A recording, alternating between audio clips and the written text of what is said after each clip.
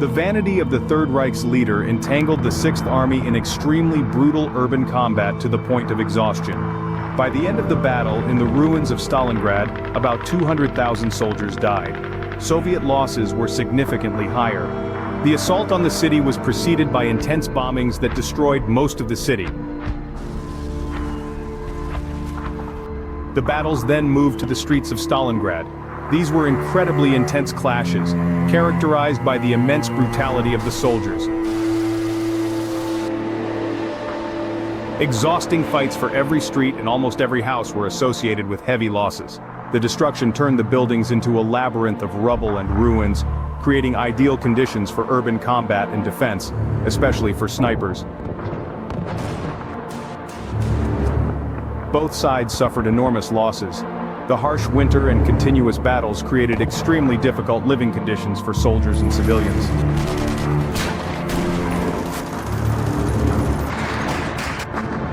Marshal Zhukov's not one-step back tactic was effective, engaging about 270,000 soldiers. The sacrifice of Russian soldiers allowed for the maintenance of a small bridgehead in Stalin's city.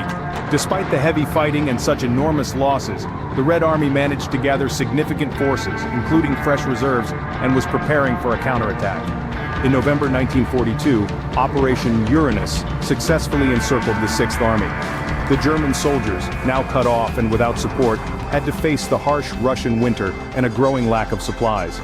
General Paulus, commander of the Sixth Army, faced a dramatic choice: attempt to break through enemy lines or defend his position in hopes of relief. The soldiers fought not only the enemy but also hunger, disease, and exhaustion. In desperation, they turned to acts of cannibalism to survive in the inhumane conditions of the besieged city. In January, the German situation became increasingly hopeless. With a shortage of ammunition, soldiers were forced to engage in hand-to-hand combat. Facing inevitable defeat, the morale of the troops dropped to zero.